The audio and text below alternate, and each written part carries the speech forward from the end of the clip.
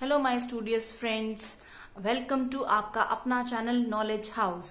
और आज हम पढ़ेंगे हॉर्नबिल क्लास 11 की second poem the laburnum top. तो इस वीडियो को शुरू करने से पहले लाइक, सब्सक्राइब और बेल आइकन को प्रेस करना ना भूलें। So let's begin with the poem the laburnum top. इस पोयम को पढ़ने से पहले we should know that about what this poem is.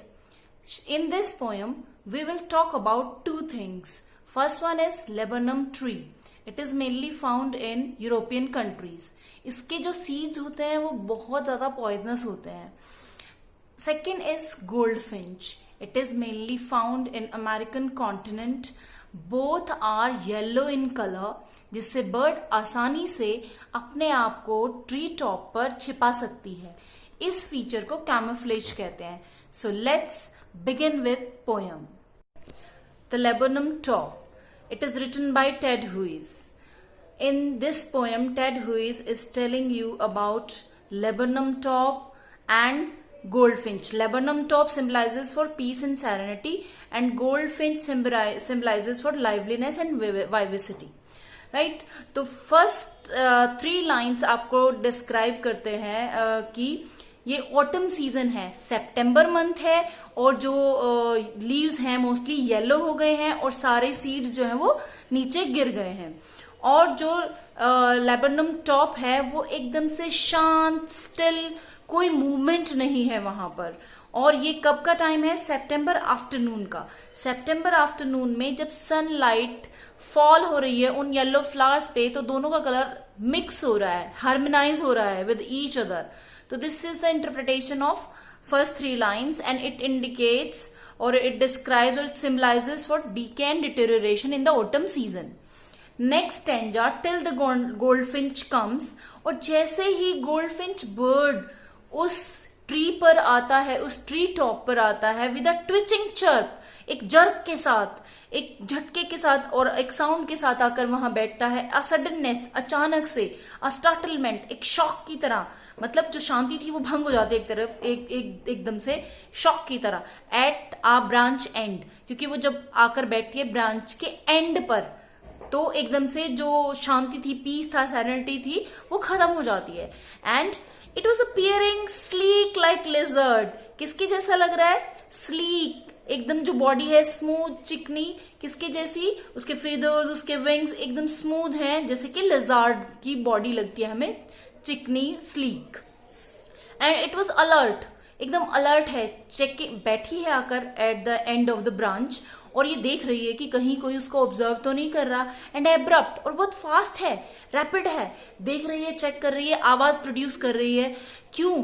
क्योंकि वो बाहर से आई है, खाना लेकर आई है, और उसको पता है कि उस ट्री टॉप पर उसके बेबीज नेस्ट में हैं, जो कि अब तक बिल्कुल भी नॉइस नहीं कर रहे थे, बिल्कुल अपनी प्रेजेंस शो नहीं कर रहे थे। तो it was just it came and just producing that sound and just giving them a message like that. And she enters the thickness, और फिर क्या होती है? उस थिकनेस में, मतलब उस झुंड में, उस फ्लावरी लीफी झुंड में ऊपर टॉप पर वो एंटर हो जाती है।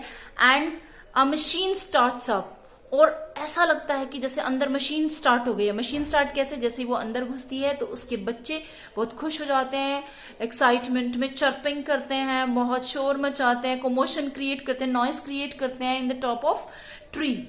एंड ऑफ चिटरिंग, क्या क्या था? चिरपिंग हो रही थी।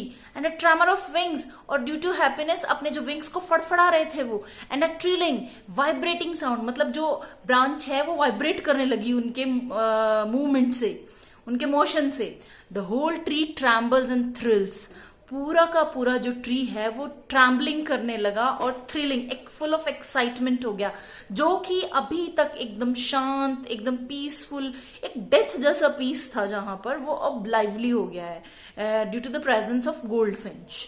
And it is the engine of her family. तो यहाँ पर जो गोल्डफिंच बाहर से आई है खाना लेकर, उसको कंपेयर किया गया है इंजन से। वो फैमिली का इंजन है, वो फ्यूल इन्फ्यूज करती है पूरी फैमिली में, एक्साइटमेंट इन्फ्यूज करती है पूरी फैमिली में। And then engine of the, that's why she is the engine of the family, and she stocks it full. Stocks मतलब फ्यूल उनके बैलीज, उन बेबीज के बैलीज को फ्यूल अप करती है, भरती है, जिससे कि वो अपनी लाइफ एंजॉय कर सके, ग्रो कर सके और लेटर ऑन उड़ सके।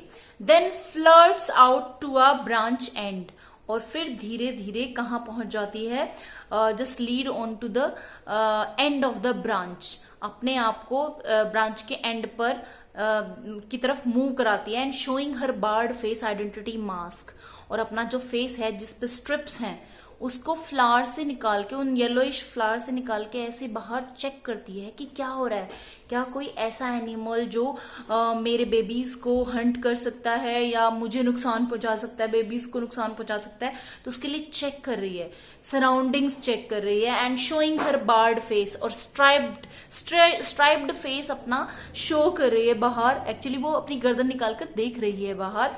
एंड आइडेंटिटी मास्क, ऐसा लग रहा है कि जैसे वो छिपते छिपाते, कैमोफ्लेज है ना, क्योंकि येलो कलर के फ्लावर है, येलो कलर के स्ट्रिप्स हैं फेस पर, तो उसमें आप आइडेंटिफाई नहीं कर सकते कि दिस इज द फेस, मतलब अगर आप कीनली ऑब्जर्व नहीं कर रहे, इजीली कोई भी प्रे उसको नोटिस नहीं कर सकता है, तो इसलिए वो एक बार्ड फेस आइडेंटिटी मास्क लगाकर अपना बाहर झांक रही है, चेक कर रही है अपना surrounding. Then with airy delicate whistle chirp whispering, airy means different और स्पेशल यू कैन से, कि फिर उसने क्या किया, एक स्पेशल सी डेलिकेट सोफिस्टिकेटेड सी विसल चिर्प विस्परिंग, एक विसल की जैसी चर्प करी, और वो भी विस्परिंग टोन में, एकदम धीरे से। This was the indication for the children कि बच्चों अब मैं बाहर जा रही हूं और keep your self safe here, अब उतना शोर नहीं चलेगा, उतना शोर मत मचाना, उतना कॉमोशन नॉइस क्रिएट मत करना। And she launches away towards the infinite, और वो अपने आप को स्काई में, इनफाइनाइट स्काई में लॉन्च कर देती है, मतलब उड़ जाती है, किसके लिए, again just to collect food for babies and herself. And the laburnum subsides to empty, और एक बार फिर से जो लेबरनम टॉप है वो फिर से खाली हो जाती है, पीसफुल हो जाती है, स्टिल हो जाती है और साइलेंट हो जाती है, again the symbol of peace and serenity. So this was the explanation of the poem, and now we will talk about few literary devices. My first literary device is alliteration. Alliteration I told you earlier कि जब किन्हीं 2-3 consecutive words का first letter same हो, same sound produce कर रहा हो, तो वो एलिट्रेशन होता है। जैसे September sunlight, S in September और S in sunlight. In the same way tree trembles, T in tree and T in trembles. Next is simile. Simile हमारा लिटरेरी डिवाइस होता है जिसमें हम किसी भी चीज को कंपेयर करते हैं अनदर चीज से with the help of like and as. दोनों में से कोई भी एक वर्ड यूज करते हैं और कंपेयर करते हैं। स्लीक एज अ लिजर्ड, यहां पर हमने गोल्ड फिंच को कंपेयर किया है लिजर्ड के साथ और यूज किया है हमने as word.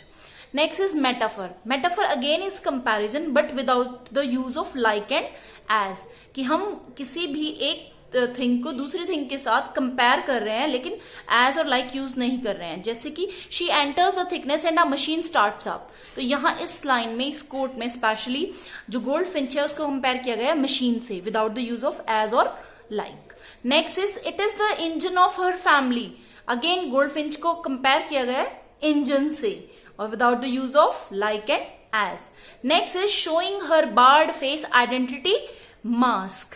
Showing her board face, किसी का भी फेस जो है मतलब आइडेंटिटी मास्क नहीं होता है, मतलब उसका खुद का फेस स्ट्राइप्ड है, येलो कलर की स्ट्रिप्स हैं, येलो ब्लैक, पर वो आइडेंटिटी मास्क नहीं है। मास्क के साथ कंपेयर कर दिया, यहां पर मास्क नहीं है, उसका अपना फेस है, ठीक है, तो कंपेयर कर दिया है और without the use of as और like.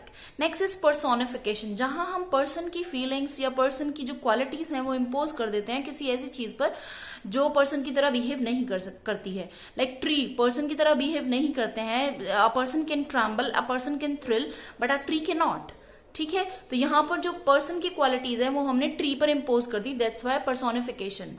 Next is transferred epithet.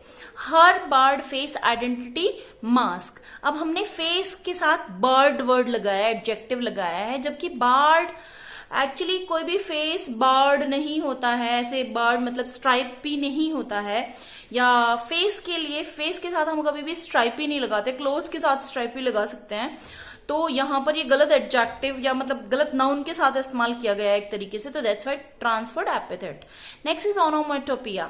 अगर किसी भी पीस ऑफ राइटिंग में या पोयम में हम बहुत सारे अलग अलग वर्ड साउंड के लिए इस्तेमाल करते हैं, तो all these words collectively creates a special impact and that is called onomatopoeia. तो that's all for this poem. और लाइक, शेयर एंड सब्सक्राइब करना बिल्कुल भी मत भूलिएगा। Thank you so much.